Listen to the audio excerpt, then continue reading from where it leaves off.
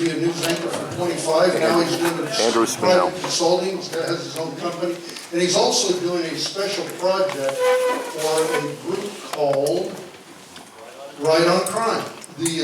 And I think it's a subject matter that definitely needs to be addressed. It's dealing with our prison reform in Oklahoma. And they've also, that group's also done a lot of work in some other states. I know one of them being Texas. But anyway, that's what we're going to talk about, is a little bit of prison reform here in Oklahoma this afternoon. Two different things. Thanks for telling me that. Please shut your cell phones off. Check that. And another thing, there's two things I need to announce. I always forget to do this, so I'm remiss in that. Those baskets that your food comes in, if you get food at the diner, please do not throw them inside the trash. I know that sounds a little bit crazy, but that's actually happening. And also, if you got, I don't know, if you do have metal spoons and forks, they don't need to go in there either. Okay. Now, I know that's not us, but somebody's doing that. Probably as soon as we leave, they're throwing it in there. And then another thing, if you could please park in the back and use these doors here to the back. We've got back parking. Do not park out front of the store, if at all possible. Park in the back of the store. We've got our own park in there, and you can walk in. And literally, it's much more convenient, other than going to the restaurant. So those two things. No plastic baskets in the containers. And then please park out back. Okay, I appreciate that very much. Every high noon club, we start out with an open prayer and a pledge allegiance to the American flag. And I'm going to ask Pastor Glenn Howard if he'll do our prayer, and then I'll lead the pledge allegiance to the front. Let us pray. We praise you, O Lord, because indeed you are in control of your universe. You bring things to pass when they seem to be impossible. And our only command is to pray in accordance to your will, that thy kingdom come, thy will be done. Give us understanding, the ability to see, to think, to hear, to know what you're trying to do, and cooperate in all things, that your name may be glorified. In Jesus' name we pray. Amen. Amen. 2. I pledge allegiance to the flag of the United States of America, and to the republic for which it stands, one nation, under God, indivisible, with liberty and justice for all. Please be seated. Before we get started today, too, with our guest speaker, let's remind ourselves that next Friday we will not meet at High Noon Club. That will kind of end our first 2 months where they've pre-booked this room for Friday. So no meeting next month. The first meeting after next Friday will be March, I think it's 3rd, 2nd, 3rd, or whatever it is. Our guest speaker is going to be Don Spencer with OK2A, President OK2A. Don's in the room today, and after the meeting he can answer a lot of different questions that's going on at the Capitol on Second Amendment issues. Don, I'm very proud to know him. I'm very proud of what he's actually become. He's really become a foremost speaker in the Second movement on answering different questions. In fact, earlier today, before we started the meeting, I told him, I said, anymore when people ask me about Second Amendment issues that's going on at the state capitol, I don't even attempt to even answer them because they're too complex. I don't have an idea. I could give you a wrong idea or the wrong impression that I actually know something. And what I do, I refer them to Don to ask him those kind of questions. And that's how good you can actually be if you get involved. That's kind of a real to-do to Don and Cindy. He's an average guy that really got involved. And by his getting involved, he's actually helped us all. We've got 2 other people in the state that I use on subject matter regarding our public education system, and that's Ginger Tenney, which is down in Norman with her group, POE, Professional Educators, and Linda Murphy. Those are my 2 that I go through public education because you can't keep up with it. You just keep throwing stuff at you, and you want to be involved in some of the stuff, but you just can't grasp it all. So you have to be able to go out there and find certain people that you actually trust. And one of my little deals that I like to do for people I trust, I always want to know how much they're making on this subject matter. That kind of, we're following the dollars, and that kind of has a lot to do with a lot of agendas a lot of people kind of move and they push is about money. Now, there's nothing wrong with making money. I'm not saying that at the same time. But you've got to always kind of consider that for making $1 on it. Same way with political consultants. Do any of you in this room, just raise your hand if you actually know a real live political consultant. Personally know somebody that does political consulting for a candidate. Is there anybody in here that does? Just raise your hand. Most of us don't. But you may actually know them, but you didn't really realize that's what they really do. Okay? So when they're pushing certain candidates, if they're most of the time they're making money on that deal. So you have to also ask your question: are they really supporting that candidate because they really believe in that candidate, or are they pushing that candidate because they're making money on that? Now, there's nothing wrong with making money because we all have to make money. The pastor's got to make money in the church to be able to pastor the church. We understand that. But think about that at the same time. That's some of our critical thinking. But anyway, now knowing all that, you kind of knowing my opinion on this, I'm going to invite our guest speaker, Andrew Speno, to come up and discuss the subject matter that he's bringing to the table at the state capitol this year. Mr. Andrew Speno. Thank you very much, Bob. Is this working? I know if I turn it on. Hi, my name is Andrew Speno. Thank you, Bob, for the nice intro. I've certainly had worse intros in my life. I remember about maybe 10 years ago, I was going to speak to a Rotary Club. And it was just like this. I was kind of set up at the dais. And right before I got up to speak, the treasurer of the club got up and decided to have a quick business meeting right before I got up there. And he decided that he wanted to raise dues. So he proposes this idea of raising dues, and there's grumbling about it, and he's making the case for it, and somebody stands up and speaks and says, you know, we've already paid enough with our dues, and the last thing we need to do is increase them. And the treasurer slams his hand down on the podium and goes, guys, if we don't raise dues, we are never going to get a good speaker in here. Now please welcome Andrew Speno. So thank you, Bob, for that introduction. I'm also a political consultant, but I certainly can't speak for all political consultants, but I think I operate with a modicum of ethics, and I generally work with candidates with whom I agree on policy, at least most policies. You never agree with everyone on everything. One of my favorite sayings is from Ed Koch, former New York City mayor in the late 70s and early 80s. He said, if you agree with me on 8 out of 12 issues, you need to vote for me. If you agree with me on 12 out of 12 issues, you need to see a psychiatrist. Nobody agrees on everything. But what's interesting about criminal justice reform is that there is widespread support. And everyone is on the same page that we need reform. We can't keep doing what we're doing. The system is unsustainable. So let me explain a little bit about what Right on Crime is and then how I got involved. Right on Crime is an initiative to bring conservative criminal justice reform to Oklahoma. This started in Texas 20 years ago. Texas was facing a lot of the same problems that Oklahoma is facing now. A prison population stretched well beyond capacity, a clogged criminal justice and court system. So they started instituting a number of conservative policy changes, and within pretty short order, within 20 years, they had saved billions of dollars. The estimate varies depending on what formula is used, but a conservative estimate is $3 billion.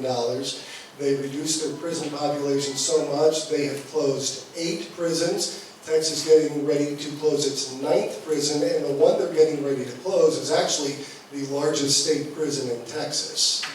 Public safety, which is always our priority, that's why we have a criminal justice and correction system, public safety was unaffected. And so if we can get the same rate of public safety, or better, and slash our costs in doing so, we should do it. That's what conservatives do, and this is a conservative state. I got involved in criminal justice reform really about 2 years ago because one of the politicians I was consulting was Senator Kyle Loveless. And I had never heard the word civil asset forfeiture in my life until he brought it up. And he said, want to bring this issue to Oklahoma. Nobody's really familiar with it. I know I wasn't. And so I got involved on that issue from the ground floor. And I'll go into a little more detail in a bit as we go item by item about what issues Roman Crime is working on. Civil asset forfeiture is near the top of the list. But once I started looking at criminal justice reform, really for the first time, I became more and more outraged at how inefficient, poorly run, and misdirected our system is. And this isn't unique to me as a former journalist, but most reporters worth their salt, when they get a combination of two things, pissed off and curious, interesting things happen. And that's how I got pulled into this. Let me start by giving a broad overview on the problems that are uniquely severe in Oklahoma. And I think this stat will illustrate just what a big problem we have. The United States incarcerates more women per capita than any other country in the world, second only to Thailand. Thailand per capita puts more women behind bars than anyone. And Thailand is a country notorious for its human rights abuses, for locking up political prisoners, for its horrible prisons. Thailand locks up more women per capita than anyone else on earth. Oklahoma incarcerates women. Let's try this. Oklahoma, is that better? I think the two mics are too close to each other. Got it down a little? How about if I just yell? Okay, can you? That's good. You're good right there. Okay. Good? Okay. Can everybody hear me? Good. Okay. No. No? Yeah, let's use a mic. Okay, how about now? Okay. That's good. Back to my point. Thailand puts more women behind bars per capita than any other country in the world. Oklahoma incarcerates women at double the rate of Thailand. That tells us that something in Oklahoma is not working correctly. We are second highest in incarceration overall in the country. Louisiana incarcerates more men, again, per capita. But Oklahoma is at the top of the list for women and third highest overall. The entire Department of Corrections criminal justice system has a $1.9 billion budget in the state every single year. And of the inmates we incarcerate, according to the governor's task force report that just came out last month, 75% of those inmates are nonviolent. Okay? Now, let me preface what I'm about to say by emphasizing that just because someone is nonviolent does not mean they shouldn't be in prison. For instance, someone who has 6 DUIs but never got in a wreck is considered a nonviolent criminal. Someone who was found guilty, this is crazy. We're awful sorry we're breaking your... That's okay. We're going to find one that works eventually. Distribution of child pornography is a nonviolent crime. But that person, in my opinion, deserves the sanction of prison. So not all nonviolent crimes are worthy of non-incarceration. However, a vast majority of those nonviolent crimes aren't those type of crimes. In fact, 10% of our current inmates are in there for simple drug possession. Distribution and possession of drugs makes for 27.4% of inmates. Okay? So that's a combined 87.4% of our inmates are there for drug possession or drug distribution. 37.4%. The inmates now serving time for robbery, assault, and rape combined is 27.2%. And my concern is that for every bed that's occupied by a nonviolent drug user is a bed that's not occupied by a sex offender, or a murderer, or an armed robber. Our goal is always public safety, and we are not interested in coddling criminals or being soft on crime. We are interested in being better stewards of our resources. Let's take a little look at the history of criminal justice in the United States. I have found generally that PowerPoint presentations put people to sleep, so I have only asked for one thing to be shown up here. And this is an ad from the presidential race in 1988. Does anyone remember the name Willie Horton? Okay. Let's go ahead and roll this commercial. This is a commercial from the George H. As Governor Michael Dukakis vetoed mandatory sentences for drug dealers, he vetoed the death penalty. His revolving door prison policy gave weekend furloughs to first-degree murderers not eligible for parole. While out, many committed other crimes like kidnapping and rape, and many are still at large. Now Michael Dukakis says he wants to do for America what he's done for Massachusetts. America can't afford that risk. Okay, stop. There's one more ad that specifically refers to Willie Horton. That was one of two ads that ran. If you can back up. Just go back onto the video list under search. By the way, please give Paul someone a hand for being deathly ill, but showing up anyway. Because that's how dedicated he is to the high end clock. Can you just go back to the original search? Okay. There we go. We're getting some AV issues. Just hop onto YouTube. Go. There.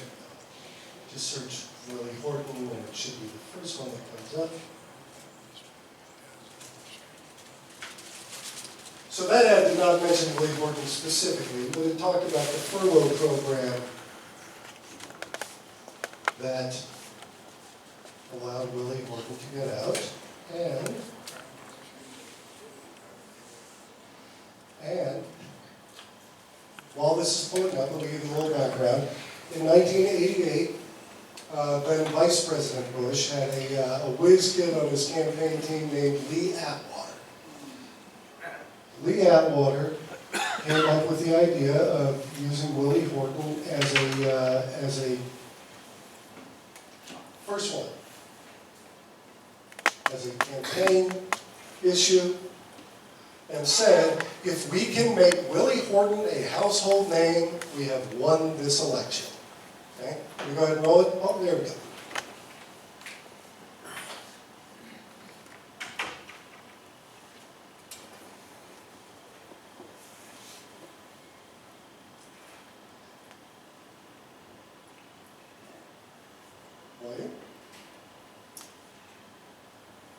He allowed first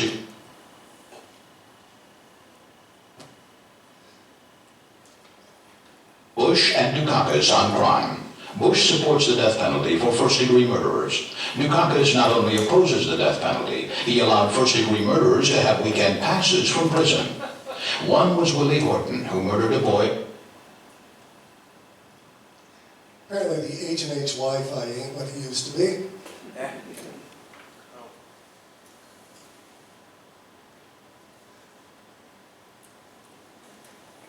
Okay, that'll work. At the robbery, stabbing him 19 times, despite a life sentence. Okay, forget it, Paul. We all get the idea. Do people remember this ad? Okay. Lee Atwater said, if we can make Willie Horton a household name, then we have won this election. He was right. This was a game changer in the election. What they didn't point out, ironically, is that the furlough program under which Dukakis let Willie Horton free was actually a program initiated by a Republican governor. But they didn't mention that part. But this was a game changer in the national discussion for criminal justice. It was after this that being tough on crime became a mandatory campaign slogan. Everybody became tough on crime. This was in 1988. By 1994, when Republicans were putting together the contract with America, remember the big Republican sweep of '94? Tough on crime was one of the 10 planks of the platform for the contract with America. Tough on crime. And in order to be tough on crime, or rather in order to win an election, you had to be tough on crime. This was the point at which criminal justice really went from a policy issue to a values issue. Up until this point, criminal justice was seen as just a necessary form or function of government. It was something we should do as cost effectively as possible. But at this point, criminal justice became a litmus test that determined your value as a candidate, and really your value as a human being. How do you look at crime and punishment? So tough on crime became the mantra, and every state, Oklahoma perhaps more than any other state, really started instituting these draconian laws to crack down on crime, especially drug crime. The idea was good. The idea was this, that if someone is caught with half a joint in their possession, and they know that if they're caught, they're looking at 5 years of hard time, well then people are going to stop using marijuana. That was the idea. It did not pan out that way in reality. Instead, people used drugs anyway, they continued to commit crimes. We started locking up people at an alarming rate, and it cost us a fortune, and it had no real value in terms of public safety. The shift has really taken place in the last 5 years, in that we realized that A, it wasn't effective, and B, we are not willing to pay for this anymore. And Newt Gingrich, who is the architect of the contract with America, is now one of the signatories of Right on Crime, saying we need to reverse what we've done. We need to start being better stewards of our resources, again, not to coddle criminals, but to prioritize public safety in the most cost-effective way possible. 780 and 781 were the two state questions on the ballot in November. I am going to assume everyone here voted. Just out of curiosity, raise your hand if you voted for the state questions, 780 and 781. What were they? Remind me. Oh, I'm sorry. These were the criminal justice reform state questions. 780, reduced sentencing for simple drug possession. In Oklahoma, your second arrest for marijuana possession was an automatic felony. Okay? Whereas just next door, possession of marijuana is perfectly legal in Colorado. There was also a $500 limit on simple larceny, stealing stuff. $500 was $500 plus was a felony. Now that has been raised to $1,000. Okay? Those were the state questions. Who voted for them? Okay? About half and half. Yeah, half and half. Fair enough. We'll start with 780. And then, okay, 781 was the funding mechanism. It was a complement to 780. And the idea was, or still is, that the money we will save from not incarcerating these people, which the DOC estimates at $19,000 per prisoner per year, if we can instead put those people on a misdemeanor probation program, instead of spending $19,000, the offender themselves will pay $40 a month to be on probation, and the money that's saved from not incarcerating them will go back into the diversionary programs and justice reinvestment, so we can save more and more money. Okay? So who voted against 780 and 781? Okay. This was very controversial, and the interesting thing was, everyone is pretty much on the same page, from the district attorney to the Fraternal Order of Police, to the Sheriff's Association, to Right on Crime, to the ACLU, across across the spectrum, everyone acknowledges we can't keep doing what we're doing. This is unsustainable. We know that we need to make changes. The question is, what changes do we need to make? Okay. 780 and 781 were far from perfect, and Run on Crime had no hand in crafting that language, but let me talk a little bit about what the flaws were. Part of the problem with 780 is that, in theory, I can't imagine this actually happening, but in theory, you could be arrested every single day, 100 days in a row, with a bag of meth and a stolen iPhone in your possession. And you would never, ever face prison time. Okay? What 780 lacked is what we call graduated sanctions. Okay? Is that, you know what, the fourth or fifth time you do this, you have a problem and now we have a problem. So we need to start increasing the punishment the more this goes along. That was lacking.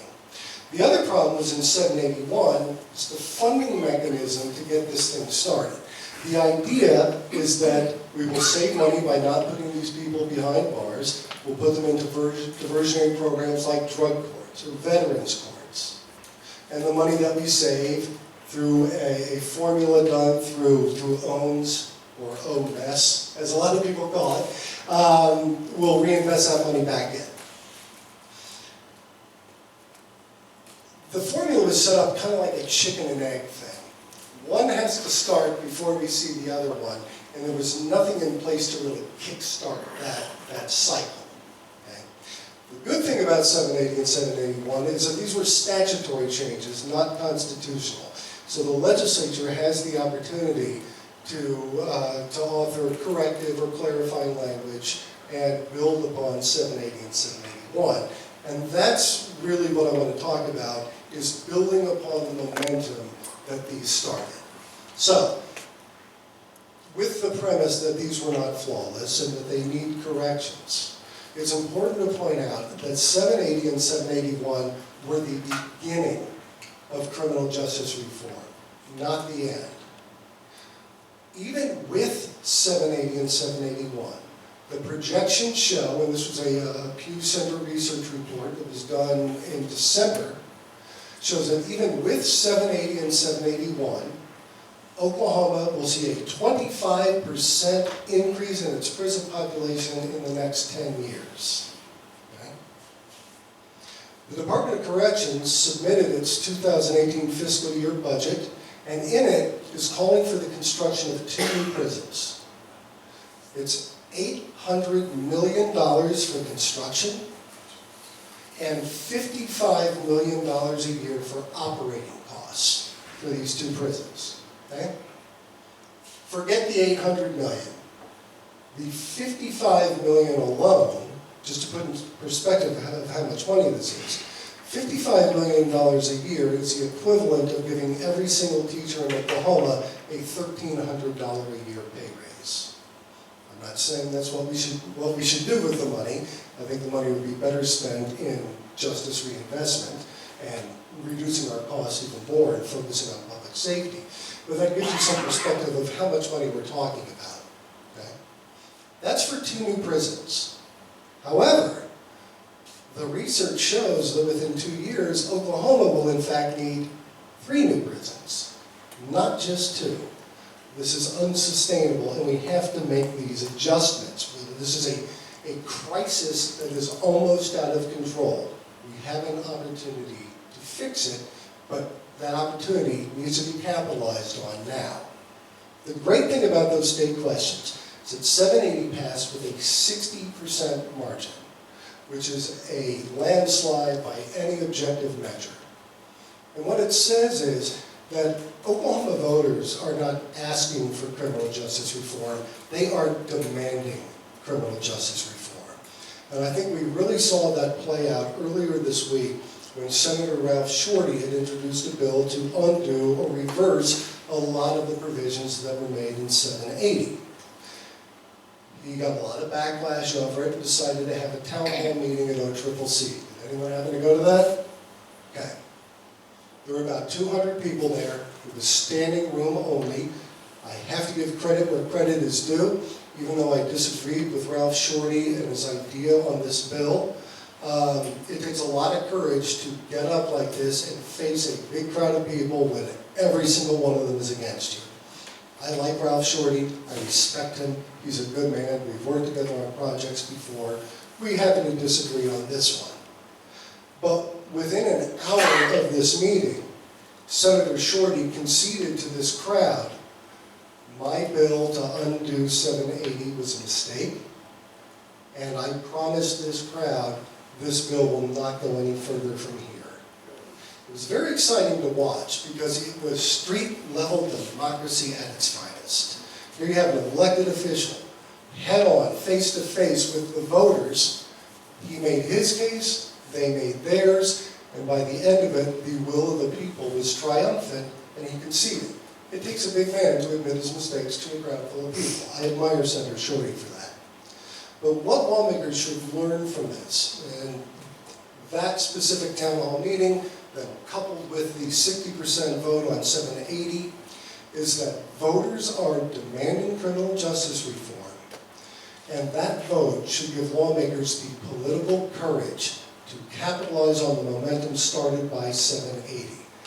People took that vote very seriously. They weren't kidding. They want to see reform, and any attempts to roll it back are going to be met with serious resistance. There were actually 3 bills in the Senate, one by Bergstrom, one by Yeck, one by Shorty, that would undo a lot of 780. All 3 of those bills have now essentially died on the vine. There is one more by Representative Biggs. He's a former district attorney and appears to be opposed to criminal justice reform in just about any form.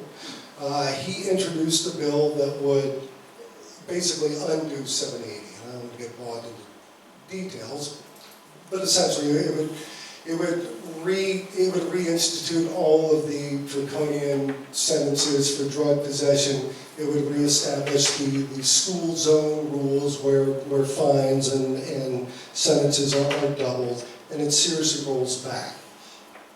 That bill passed out of committee this week. It was the Criminal Justice and Corrections Appropriations Subcommittee.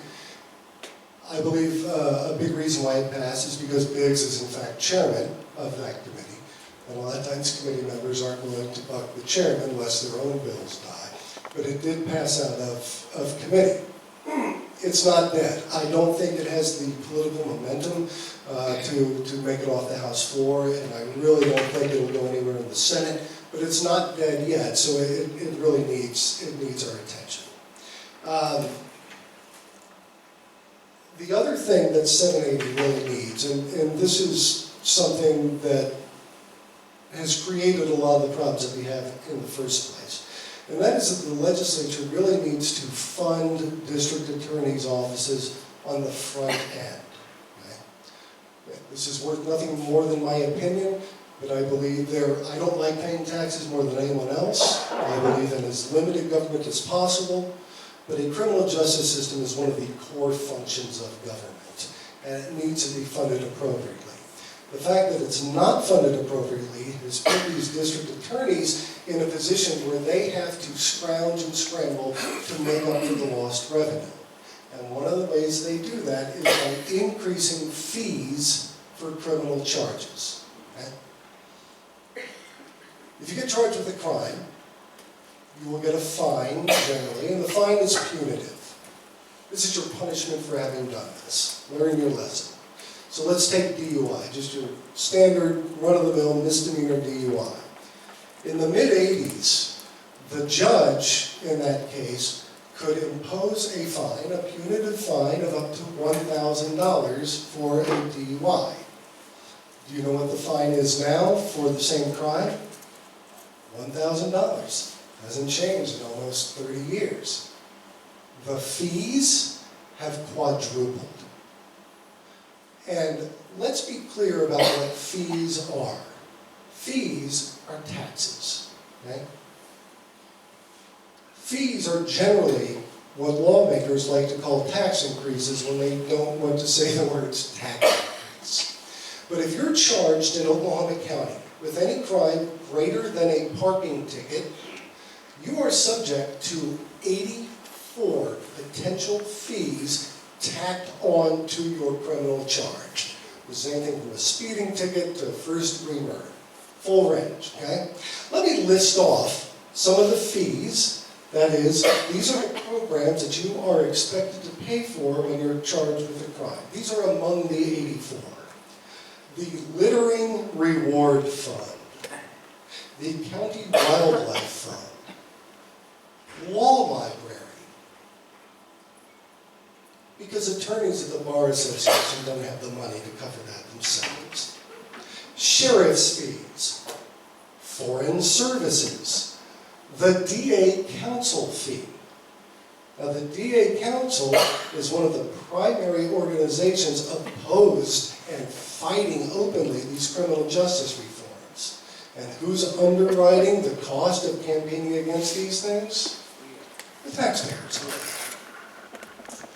Boating safety education, child abuse, DNA fee, even if no DNA was collected in your case, the district fire department fee. Okay? These are ways to raise revenue in a way that citizens don't believe they're actually being taxed. And this tax burden is being placed on the backs of the people who can least afford it and are least likely to pay it. The Oklahoma Policy Institute just released this big study on fines and fees. What it found was, of all the fines and of all the fees that are assessed to criminal defendants in Oklahoma County, those fees are only collected 5 to 11% of the time. 5 to 11% of the time. We have an instance of a man who spent 7 months in the Oklahoma County jail. Okay? When he got out, you can imagine what his employment status was, right? This guy didn't have a job, he just spent 7 months in jail, and I don't even remember what the charge was for the purpose of this story. But after he left the county jail and he got home, the Oklahoma Sheriff's Department sent him a bill. It was an invoice for his 7-month all-inclusive vacation at the Oklahoma County Jail. The tab was $11,000, which they expected him to pay. $11,000 for a guy who just got out of jail.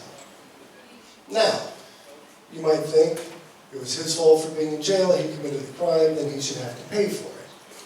But let's look at what actually happens. This was in 2011. This was one inmate who spent 7 months there and was sent a bill for $11,000. In the entire year of 2011, would you like to know how much money the Oklahoma County Sheriff's Department collected from these invoices? $14,000. Total for the entire year. It's not working. It's not funding the core function of government that we need funded. So fines and fees is a huge issue that we're trying to address in this legislative session. The other thing we're really trying to address is probation supervision. Okay? If you're charged with a misdemeanor, and just for background, the difference between parole and probation is parole is a supervisory program that you are placed on after you have been released from jail. Okay? A prison sentence that you were given by the court, not pretrial jail, but an actual conviction and sentence. Probation is what you're placed on as a supervisory program instead of going to jail. So if you're charged with a misdemeanor, you plead, there's no jail time, we're going to stick you on probation, you have to pay $40 a month to the district attorney for your supervision for 1 year. For a felony, it's $40 a month for 2 years. And the statute is extremely clear, and the statute was upheld by an attorney general's opinion and a court case called State versus Stice in which it said these probationary fees, the $40 a month, are to be used specifically and only for the supervision of these offenders. But what we found was there is very little actual supervision. And that is feeding our recidivism rate.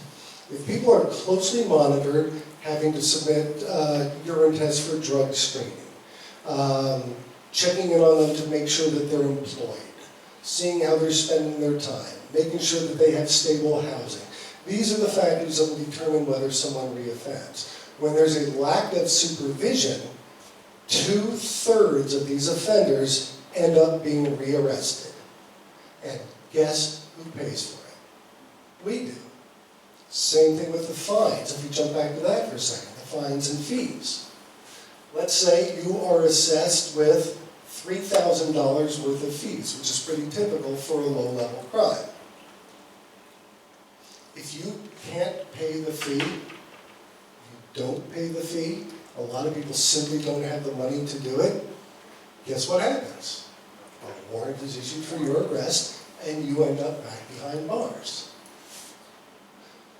You're being arrested because we're not getting the money you should have given us to cover the cost of this. So what are we going to do? We're going to arrest you, making it not only impossible for you to pay us back, but we're now footing the bill for you to be in prison every single day. It doesn't make sense. It's bad policy. And people who are not supervised end up reoffending. We'll talk about one more issue regarding mental illness and addiction, and then we'll get into civil asset forfeiture. Assuming, we have, I'll make it quick so we have time for Q&A. You will not find a more expensive and less effective way to deal with mental illness than incarceration. Generally, it exacerbates the problem, people don't get the help they need, and they end up reoffending and ending up back behind bars. Mental illness is not my area of expertise, but I do know that drug addiction is on the mental illness spectrum. It is infinitely more cost-effective to invest in treatment that get these people on the straight and narrow, get them jobs, get them back into functioning tax-paying citizens than it is to lock them up. Again, not because we want to coddle criminals or encourage drug use, but because it's good policy. Mental illness, drug addiction, and how we decide to deal with that, incarceration versus treatment, especially if you gauge those results on who ends up back in prison, treatment beats incarceration every single time. The final issue we're really focusing on is civil asset forfeiture. Here's just a little background. I imagine this crowd is pretty familiar with it. I know Kyle Lovelace has come to speak about it. But just for background, civil asset forfeiture started as a tool to combat drug trafficking. And what it allows is any police officer who merely suspects your property, usually cash, was somehow acquired through a drug trade, they have the right to seize that property, and then you have to go to court and prove that not you, but your money is innocent. Okay? When you see the DA or the sheriff talking about the effectiveness of civil asset forfeiture, what you'll see is the table with $100,000 cash laid out, and maybe some marijuana and some meth, and look at the great work we did. Those are an anomaly. Those happen very few and far between, and if someone is caught with that amount of cash and the drugs, there is an arrest on the drugs that justifies the seizure of the money. However, with civil asset forfeiture, they can take your money based solely on the suspicion. There does not have to be an arrest, no arraignment, no trial, no conviction. Due process is not just circumvented, it is aborted.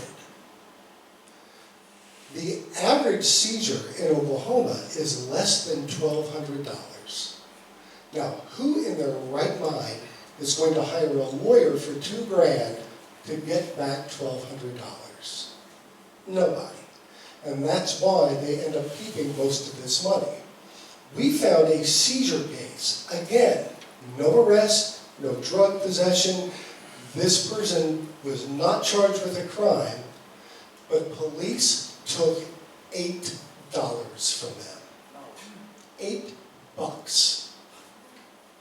I don't think El Chapo is running his operation with guys who have no drugs on them but are carrying around $8. Most 6-year-olds have $8 sitting on them. But the interesting thing about civil asset forfeiture reform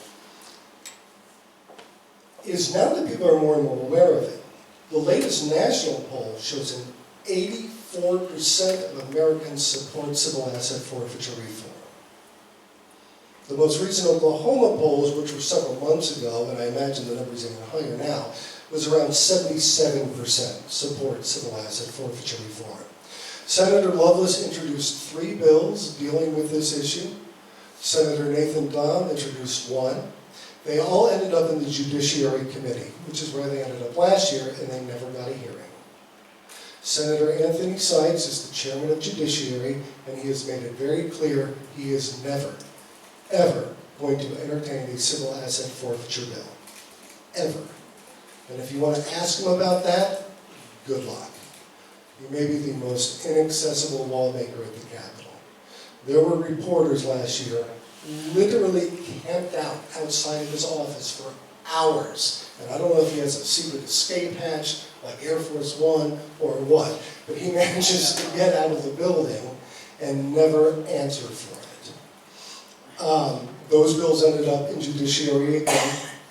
And so when I wrap up and I give the call to action, which I hope after I'm done people are interested in getting involved in this, the only hope for those bills is they are reassigned to a different committee.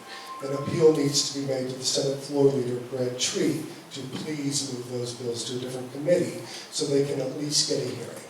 Our last hope, if that doesn't happen, our last hope with civil asset forfeiture is Senate Joint Resolution 3, and that would be a referendum put to a vote of the people, and that would require a criminal conviction before police can seize the money.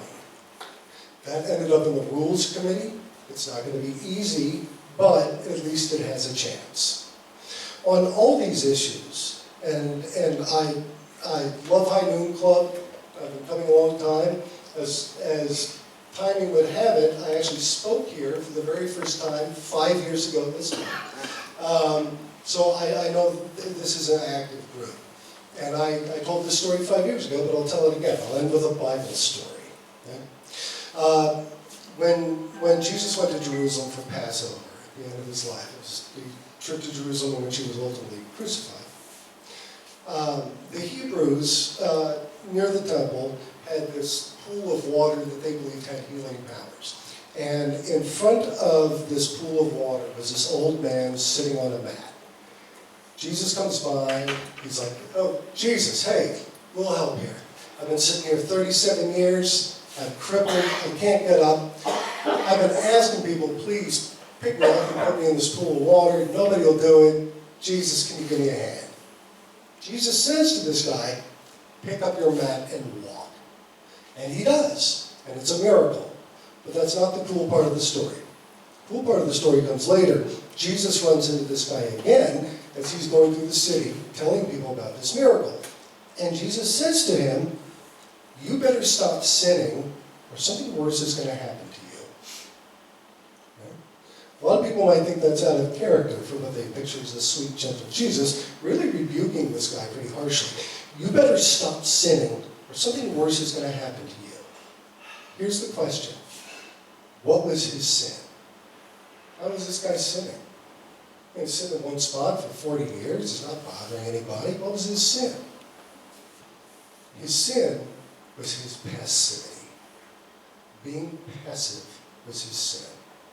When he knew he had to get up, get active, get involved to improve his life and the lives of people around him. I see the same thing when it comes to protecting our constitutional rights. Passivity is a sin. We have to get involved. These are rights given to us not by the government. These are rights given to us by God. The purpose of the government is to make sure those rights are protected.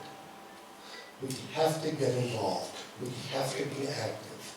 And so I appeal to everyone here to please get involved in this issue. The biggest problem facing the legislature right now is the budget crisis. We could solve the budget crisis, not this year, this problem took years to create, took years to solve, but we could solve the budget crisis focusing on criminal justice and corrections alone. So I hope you will join me in working with our lawmakers as much as you can to ask for these reforms. So I thank you very much for inviting me to come here, and hopefully we have some time for Q&A. Nice presentation. Round of applause.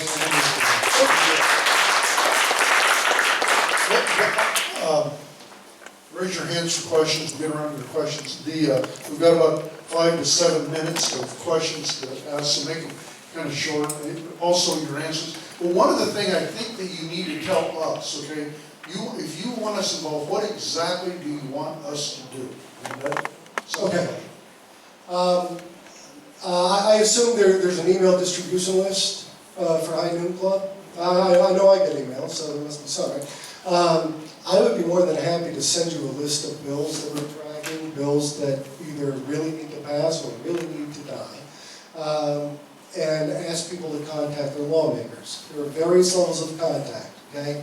The least effective is a phone call. They get those all the time. Next would be an email. Next would be a handwritten letter. Those go far. But the number one way to influence your lawmakers is a personal visit by their office. That's almost impossible to ignore. And every lawmaker will tell you that if they get 5 people contact them on an issue, they're really going to take it seriously and consider what people have to say. I would say the priorities are stopping this bill from Biggs that would undo or reverse a lot of 780, and the other is to encourage the Senate Floor Leader, Greg Treat, to move those civil asset forfeiture bills from judiciary to either public safety or rules, or even appropriations, so it can actually get the hearing it deserves. Question.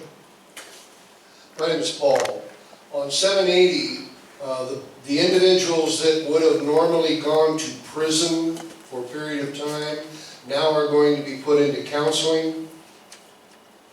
$19,000 worth of counseling. Now, is this Well, let me clarify. It doesn't mean they're automatically going into counseling. Like, for instance, if you're convicted of stealing someone's iPhone, okay? I'm talking drugs. Drugs. Okay. Okay, is this counseling service already set up, or is it going to be another government thing that's going to be expanded on infinitum that we're just going to keep paying for till our kids die? Excellent question. And let me preface my answer by saying, first, we always must keep an eye on our clearly defined goals. And our clearly defined goal in this is to save taxpayer money, okay? So, someone who is popped for half a joint of marijuana, okay, probably does not need rehab.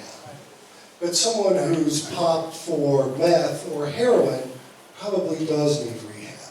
A lot of counties, and I say counties, but what I'm really talking about are district attorney districts, of which there are 29, I think,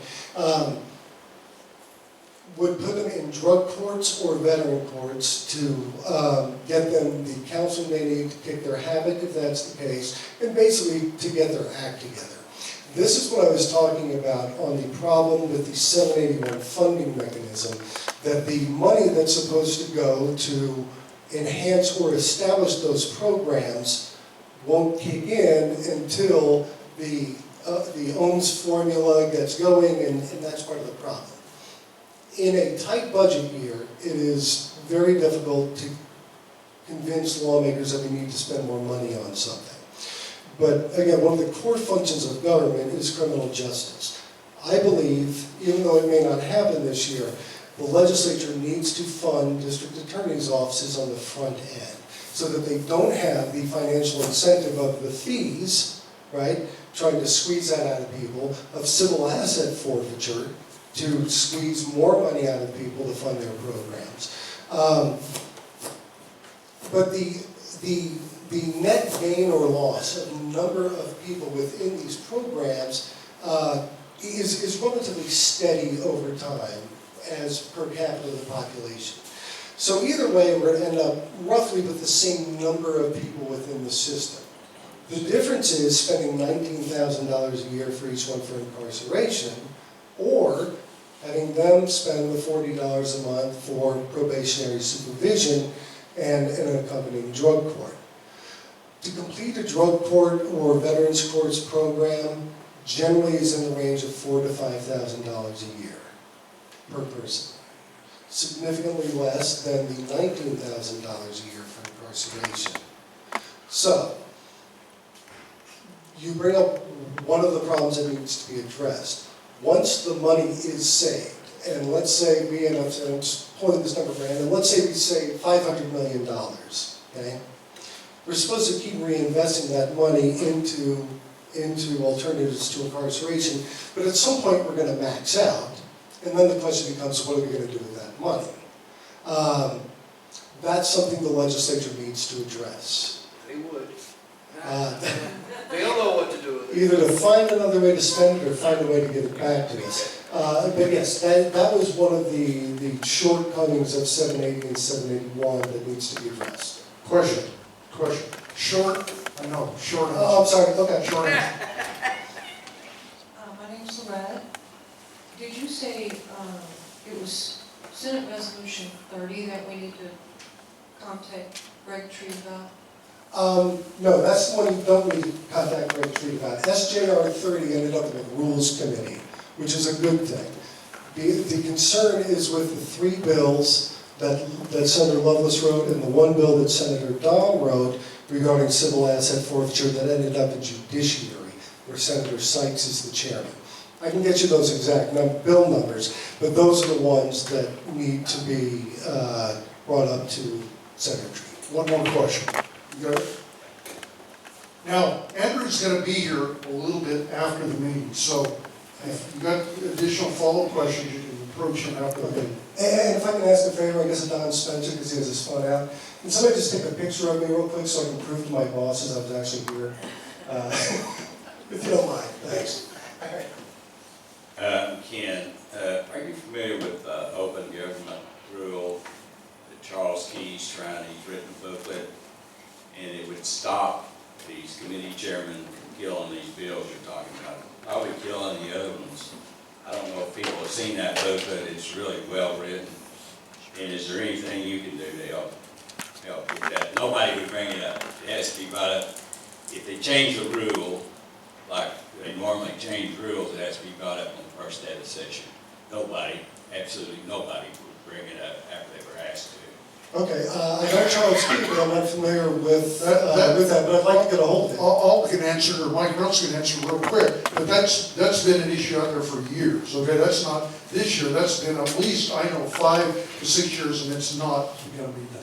It's just not gonna be done, because you've gotta start on these kind of issues before session's ever started, not the day of session, because then it's over. It's not gonna happen. Okay, we got one more question. Let's ask Woody. Woody asks one quick question, answer it, and then we gotta get out of here. Hi, Woody. Andrew, any bills dying in committee, don't people realize that there's a section in the Constitution, Oklahoma Constitution, says they have to put every bill on the floor, every bill, at least 3 times? And there's no rules anywhere, nothing in the Constitution that says any committee can kill a bill, or any House leader can kill a bill. Every one of them has to come up. It's Article 5, Section 34. no house rules can supersede that, but they do that all the time. I'd like to That's know more a big about problem. that. I usually, Well, just take a look at the Constitution, it's in there. when I have questions in that kind of detail, you know who I usually call? Is Mike Reynolds. No, Mike's familiar with it. He knows his stuff inside Oh, out. okay, So, we're getting off the germane subject matter. Not to be critical of anybody, okay? But these rules or whatever, these are the deals we're just talking about, that was kind of the fault, same deal. Same thing been going on, we answered that about 6 years ago or whatever that deal, nothing's ever changed, probably never gonna change until we start attacking capital after session or way before session ever began. Now, what I'd like to do is I'd like to take your picture here, and I'm gonna try to do it while we're talking to you. And I appreciate you very much coming down here to Heineken Club. Oh, you bet, it's a pleasure. Please come back. Keep us involved in the process, that kind of deal, because that's how we can win at the Capitol, being involved, being up on the stuff. Remember, don't get discouraged, okay? That's the whole thing. You never get discouraged. Other than appropriation bills, it generally takes 3 years to pass anything at a Capitol. The first year you're hearing about it, last year, like civil forfeiture, first time we heard of that kind of deal, everybody's mad in the room, on and on and on, we got both sides of that deal, whatever. This year, we're much more in tune to what's actually going on. It's not that heated kind of argument, we know more about it, and probably next year is when things will happen on that bill. one of my favorite sayings, because I really believe this is true, is that history is written by people who show up. You show up, you're already making a difference. Lawmakers take that seriously. They should, and I think most of them do, show some deference to the will of the people. Real quick, we'll end the deal. We've got 2 really good speakers already lined up for next month, okay? The first one's gonna be Don Spencer. At the end of the month, on Friday, we're gonna have Congressman Steve Russell's gonna be down here in the room.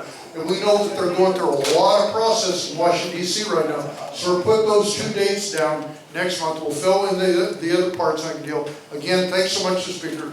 Do never get discouraged. During the American Revolution, real quick, 3%, only 3% of all the colonists ever went into battle. Ever went into battle. During the Second War, it was only about 4.2% of the American population ever went into battle or served in the military. We'll just put it that way. Very, very small percentages. But the most encouraging thing about even the 3%, here's how you can be the 3% or the 13%. Even during the American Revolution, only 13% of the colonists even agreed with the movement. Small groups change movements in countries, not large groups. You don't need 50%, you don't need 40%, we need 13% or really 3% of fighters. Thank you very much. Have a great one. Thanks to Paul Sullivan for coming down here, because he was really sick today, and that's not anything bad unusual, but we still pray for you.